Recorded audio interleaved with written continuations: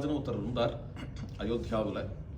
திரிலோச்சனோ நாம மகான் ராகவேண பிரச்சோதிதா பாலம் பிரபோதயாமாசே ராமமந்திரம் ததௌ ததா. திரிலோச்சன் மகாராஜனுடைய சொப்பனத்துல சீதாதேவி காட்சி கொடுத்தாங்க. சொன்னா இது மாதிரி கனகபவன் வாசல்ல என்னோட தம்பி மூர்ச்சியாய் விழுந்திருக்கான், என்னை பார்க்க வந்திருக்கான். அவனை நீங்க எழுப்பி அழைச்சிட்டு வந்து உங்க மடத்துல வச்சுக்கோங்க. அவனுக்கு மந்திரோபதேசம் பண்ணி அவனுக்கு மேலே இந்த சம்பிரதாயத்தினுடைய விஷயங்கள்லாம் சொல்லி கொடுத்து, ஆரம்பத்திலையும் பாலபாட்டத்திலேருந்து சம்ஸ்கிருதத்தை ஆரம்பித்து சொல்லி கொடுத்து அவனுக்கு பெரிய வித்தியை கொடுங்கோ அப்படின்னு தேவி ஆக்ய பண்ண உடனே இவருக்கு தூக்கி வாரி போட்டுது.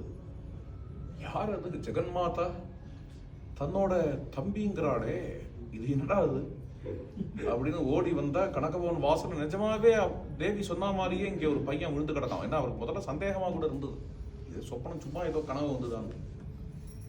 அவனை உலுக்கி எழுப்பினார், கட்டி நுட்டார்.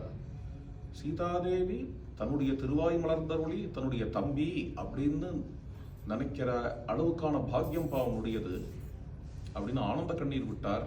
அழைச்சுண்டு வந்தார். அதுக்கப்புறம் விஷயத்தை தெரிஞ்சுட்டார். அவ பாட்டி மட்டும் ஊர்ல இருக்காங்க. அந்த பாட்டியையும் அழைச்சு இங்க அயோத்தியாவிலேயே அங்க இவரோட ஆசிரமத்து பக்கத்துல ஒரு கிரகத்தை கொடுத்து அங்க இவா 2 பேரும் இருந்துட்டு இருக்க தன்னுடைய சிஷ்யனாக இந்த பையனை பிரயாகுங்கிறவரை ஆக்கின்றார். இவர் தான் பெரியவராக ஆகி அவருடைய ஒரு பிரௌடமான வயசுல மாமா பிரயாகதாஸ் என்று பெயர் பெற்றார். இவருக்கு மாமாங்கிற பேர் எங்கேன்னு வந்ததுன்னா, நம்ம எல்லாருக்கும் அம்மா சீதையா இருக்கிறதுனால, இவர் சீதையோட தம்பியா இருக்கிறதுனால இவருக்கு மாமா அப்படிங்கிற பேர் அயோத்தியாவில்.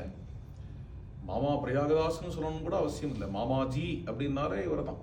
அது மாதிரியா அங்க அயோத்தியாவில் சுப்பிரசித்தமானவர். இவருடைய கீர்த்தனைகள்லாம் கூட அங்க விசேஷமாக அயோத்தியாவிலையும் சரி மிதிலாவிலையும் சரி, ராமருடைய திருமாளிகையில இங்க கனகபவன் இருக்கா மாதிரி மித்திரால ஜனக் மஹல் இருக்கு, அங்கேயும் சீதாராம யுகலம் இருக்கு.